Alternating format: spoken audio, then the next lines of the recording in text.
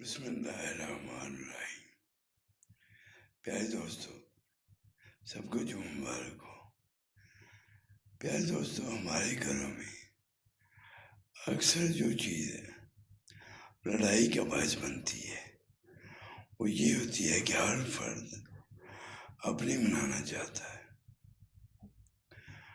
جو اللہ کا نظام ہے اس کو بھول جاتی اور لڑائی کا باعث بنتا ہے۔